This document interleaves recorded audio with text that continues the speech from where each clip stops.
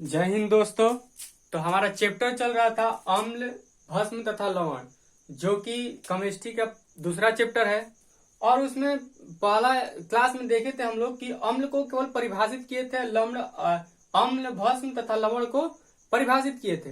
अभी परिभाषा कैसा था, जो कि उसके गुण पे आधारित था, यानी कि वो प्रॉपर परिभाषा नहीं था, बल्कि उसके गुणों को परिभाषा के रूप में बताया गया था। हालांकि सभी लोग लिखते हैं, ऐसा गलत नहीं है, लेकिन उससे भी बेहतर तरीका से, जो प्रॉपर तरीका से उसका परिभाषा होगा, यानी कि जो वैज्ञानिकों द्वारा परिभाषित किया गया है, अपने अपने विचार दिए हैं, तो 3 तरीकों से हम लोग अम्ल तथा भस्म को क्या करेंगे, परिभाषित करेंगे।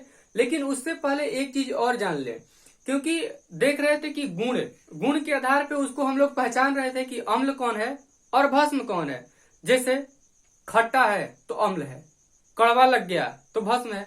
तो ये चखने के बाद पता चलेगा ना कि खट्टा है या कड़वा है, लेकिन हर चीज को हम चख नहीं सकते, तो कैसे पता करेंगे कि ये अम्ल है या भस्म है। लवण तो अम्ल और भस्म से जो बनता है, लवण और जल, वो लवण हो गया। यहाँ पर लेकिन अम्ल तथा भस्म को बिना चखे कैसे पता करें, तो उसके लिए आता है कि सूचक। क्या आता है? सूचक। सूचक में भी 2 प्रकार के होते हैं, एक तो प्राकृतिक सूचक होता है और दूसरा में संश्लेषित सूचक।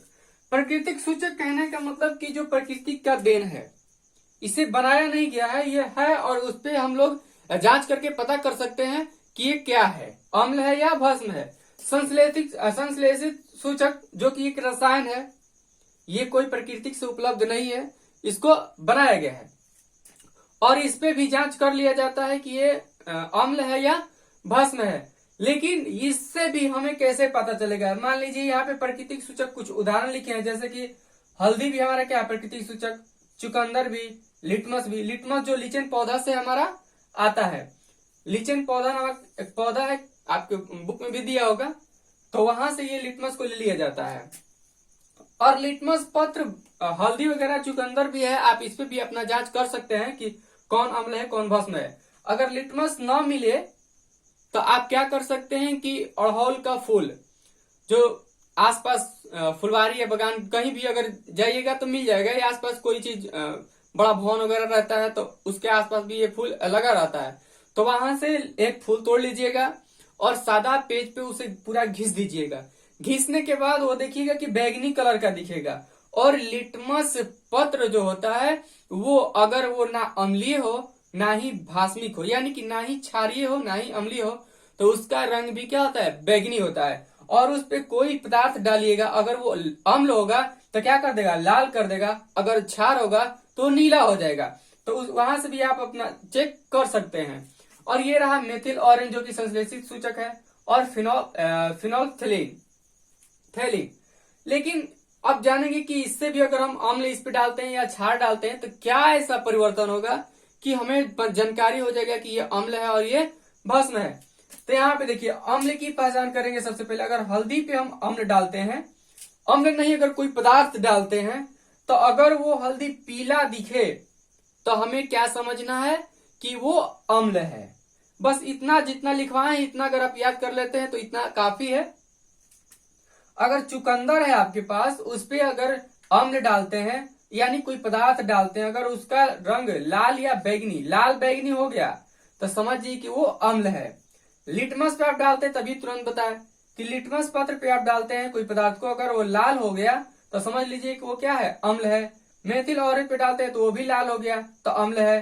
फिनोल्फथेलिन पे डालते हैं, अगर वो रंगहीन हो गया, क्या हो गया, अगर वो रंगहीन हो जाता है तो समझ लेना है कि वो अम्ल है।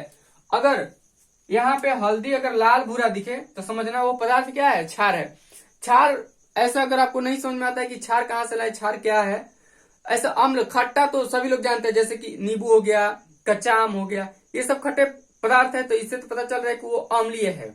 लेकिन क्षारीय, क्षारीय साबुन भी आता है, और सर्फ आपका क्षारीय होता है। अगर कोई भी कपड़ा पे अगर हल्दी लगा हुआ है तो उस पे क्या करिए कि सर्फ डालिए या क्षारीय साबुन को डालिएगा तो वो लाल भूरा हो जाता है, और इससे पता चल जाएगा कि वो क्या है, वो पदार्थ क्षारीय है। चुकंदर पे अगर डालते हैं तो उसका रंग कैसा हो जाएगा, पीला हो जाएगा।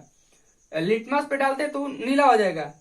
मेथिल ऑरेंज पे डालते हैं तो वो भी पीला हो जाएगा, तो क्या समझ लेना है कि वो क्षार है। फिनोल्फथेलिन पे डालते हैं तो वो क्या हो जाएगा, गुलाबी हो जाएगा। क्या हो जाएगा, यहाँ पे रंगहीन हो जाएगा, अम्लीय रहेगा तो, और क्षारीय रहेगा तो गुलाबी।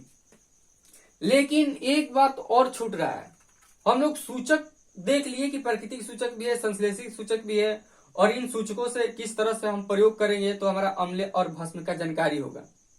लेकिन सूचक ही क्या है ना, सूचक किसे कहेंगे उसको पहले समझ लेते हैं कि सूचक किसे कहेंगे।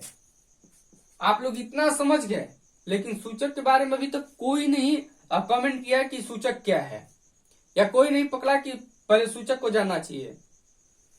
चलिए पहले सूचक क्या है। सूचक वह रंजक होता है जो अम्ल तथा भस्म के रंग परिवर्तन करता हो। क्या करता हो, रंग परिवर्तन। चलिए पहले इसको आप नोट कर लीजिए, उसके बाद वो भी हम लिखवा देते हैं। चलिए नोट कर लीजिए इसको भी। सूचक वैसा रंजक जिनका अम्ल तथा भस्म द्वारा रंग परिवर्तन होता है, वही क्या होता है, सूचक। तो आज की क्लास में इतना ही। अगले क्लास में हम लोग जानेंगे अलग अलग वैज्ञानिक 3 तरीके से इन अम्ल तथा भस्म को डिफाइन करेंगे। और एक बात की उसमें होता है क्या है कि हाइड्रोजन निकलता है, या अम्ल को उस पिछले क्लास में बताया था आपको कि अम्ल को कैसे पहचानेंगे एक नजर में ही देखते देखते। क्योंकि यहाँ पे आपको किताबों में क्या नजर आएगा, फॉर्मूला नजर आएगा किसी भी चीज का, HCl, हाइड्रोक्लोरिक अम्ल या कुछ भी, सल्फ्यूरिक अम्ल, जो भी आएगा तो फॉर्मूला के रूप में आएगा। तो उसे ना आप चेक कर पाएंगे, ना ही सूचक के माध्यम से आप उसे चेक कर पाएंगे, क्योंकि आप इतने लाइब्रेरी में तो है नहीं। तो यहाँ पे आपको केवल उसको फॉर्मूला को देख के डिफाइन करना पड़ेगा कि कौन अम्ल है कौन क्षार है, तब तो आपका काम बनेगा।